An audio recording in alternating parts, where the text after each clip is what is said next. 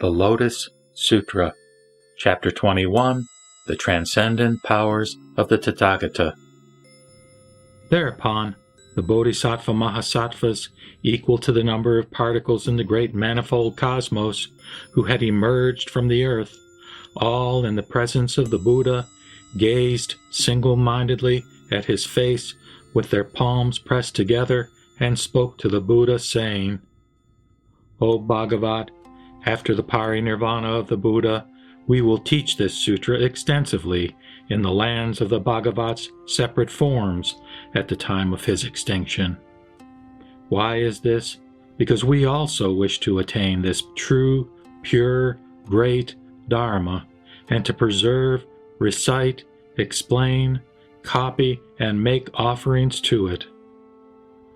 Then the Bhagavat manifested his great transcendent powers in the presence of Manjusri and other immeasurable hundreds of thousands of myriads of kotis of Bodhisattva Mahasattvas who had long lived in this Saha world, such as humans and non-humans, as monks, nuns, laymen and laywomen, devas, nagas, yaksas, Gandharvas, Asuras, Garudas, Kimnaras, and Maharagas. He put out his wide and long tongue, which reached upward to the Brahma world. He emitted innumerable and immeasurable colored rays of light from all his pores, and universally illuminated the worlds of the 10 directions. All the Buddhas, sitting on the lion seats under the jewel trees, also put out their wide and long tongues, and emitted immeasurable rays of light in the same way. Sakyamuni Buddha and the other Buddhas under the jewel trees manifested transcendent powers, while fully hundreds of thousands of years passed. After this, they drew back their tongues, coughed, and snapped their fingers together in unison.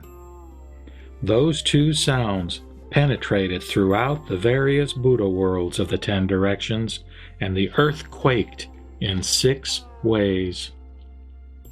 Through the transcendent powers of the Buddha, all the sentient beings in these worlds, humans and such non-humans as devas, nagas, yaksas, gandharvas, asuras, garudas, kimnaras, and maharagas, saw all the Buddhas sitting on the lion seats under the immeasurable, limitless hundreds of thousands of myriads of kotis of jewel trees in this Saha world. They saw Sakyamuni Buddha sitting on the lion seat in the jeweled stupa, together with Tathāgata Prabhuparatna. They also saw immeasurable, limitless hundreds of thousands of myriads of kotis of Bodhisattva Mahasattvas and the fourfold assembly respectfully surrounding Sakyamuni Buddha.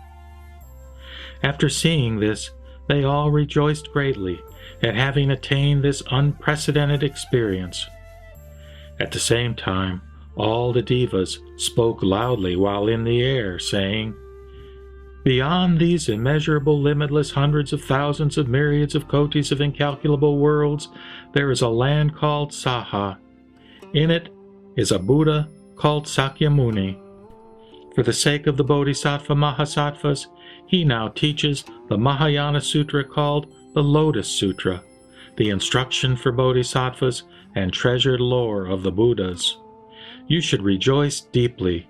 You should also honor and pay homage to Sakyamuni Buddha. Hearing this voice in the air, all those sentient beings pressed their palms together, faced the Saha world, and said, We take refuge in Sakyamuni Buddha. We take refuge in Sakyamuni Buddha. All of them scattered various kinds of flowers, incense, necklaces, banners, canopies, ornaments, jewels, and other beautiful things over the Saha world from afar. All that had been scattered formed together from the 10 directions like a cloud, and was transformed into a jeweled screen that covered all the Buddhas. Then the worlds of the 10 directions became pellucid, without obstruction, as if they were one Buddha land. Thereupon, the Buddha addressed the great assembly of bodhisattvas, beginning with Visistacharita.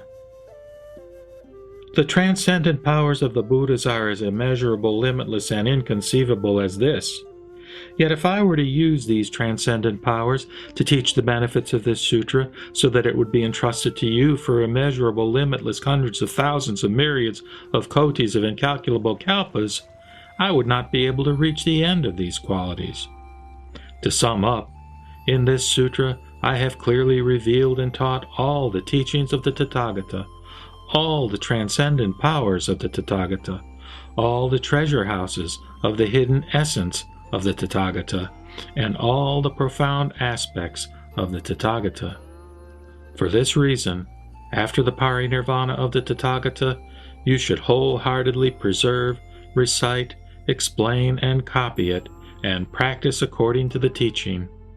Those who accept, recite, explain, and copy it, and practice according to the teaching, in whatever land they may be, in a place where the sutra abides, either in a garden, a forest, under a tree, in a monk's chamber, in a layman's house, in a palace, on a mountain, in a valley, or in the wilderness, in all of these places they should erect and pay homage to a monument. Why is this? Because you should know that these places are the terraces of enlightenment where all the Buddhas have attained highest complete enlightenment, where all the Buddhas have turned the wheel of the Dharma, and where all the Buddhas entered parinirvana. Thereupon, the Bhagavat, wanting to elaborate on the meaning of this further, spoke these verses. The Buddhas, world inspirers, abiding in their great transcendent powers, manifest this immeasurable power in order to gladden sentient beings. Their tongues reach up to the Brahma world, and they emit innumerable rays of light from their bodies. They manifest this marvel for those who seek for the Buddha path. The coughing and snapping sounds of the Buddhas are universally heard in the lands of the 10 directions. The earth quakes in 6 ways. Because this sutra can be preserved after the nirvana of the Buddha, all the Buddhas rejoice and manifest their immeasurable transcendent powers. Even if, for immeasurable kalpas, they praise those who preserve this sutra in order to entrust it, they will not reach the limit of their merit. The qualities of those people are limitless and endless, just like the boundless sky in the 10 directions. Those who preserve this sutra have already seen me, the Buddha Prabhu-taratna, and the various magically created forms, and today they see all the bodhisattvas I have led and inspired up until now.